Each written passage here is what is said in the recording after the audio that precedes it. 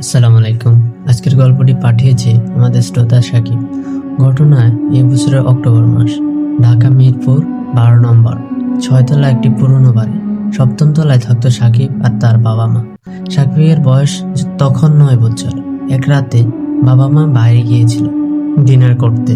সাকিবকে একা রেখে গিয়েছিলেন। দারোয়ান চাচাকে বলে গিয়েছিলেন চোখে চোখে রাখবেন। রাত 11টা। সাকিব ঘুমিয়ে পড়েছে। হঠাৎ তার ফোন বাজল, কিন্তু দেখা গেল বাবা কলিং। সাকিব দৌড়তে শুনতে পেল বাবার গলা। সাকিব, দরজা খোলো, আমি বাইরে দাঁড়িয়ে আছি। সাকিব অবাক হয়ে বলল, বাবা তুমি বাইরে গিয়েছিলে, এত তাড়াতাড়ি ফিরলে? ওপাশ থেকে বাবা হাসলেন, আরে প্ল্যান ক্যান্সেল, দরজা খোল, ঠান্ডা লাগতেছে। সাকিব বিছানা থেকে নামলো, দরজার কাছে গেল, চেন খুললো। দরজা খুলতেই বাইরে কেউ নেই, করিডোর অন্ধকার। আবার ফোন বাজলো, আবার বাবা কলে।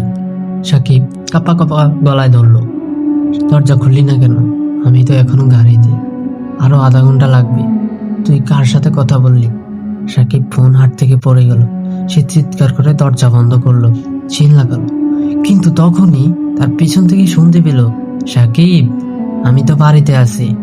গলাটা একদম বাবার, কিন্তু শব্দটা আসছে ঘরের ভিতর থেকে। সাকিব পেছনে পড়ল। তার খাটের ওপর কেউ বসে আছে। অন্ধকারে মুখটা দেখা যাচ্ছে না, ঠিক বাবার মতো লম্বা। সে আস্তে আস্তে দাঁড়ালো, আর তখনই লাইট জ্বালালো সাকিব। খাটে কেউ নেই, কিন্তু তার বালিশের উপর বাবার মানিব্যাগ, ঘড়ি আর গাড়ির চাবি, যেগুলো বাবা বের হওয়ার সময় নিয়ে গিয়েছিল।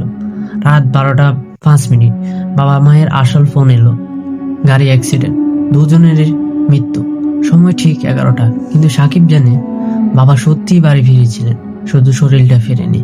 আর তারপর থেকে প্রতি রাত ঠিক 11টা 55 মিনিটে সাকিবের ফোনে একটা কল আসে, নাম আসে বাবা। বললে শুধু একটা কথা, সাকিব, দরজা খোল, আমি বাইরে দাঁড়িয়ে আছি। আর যদি কখনো সাকিব দরজা খুললে, তাহলে আমার কখনো বন্ধ করবে।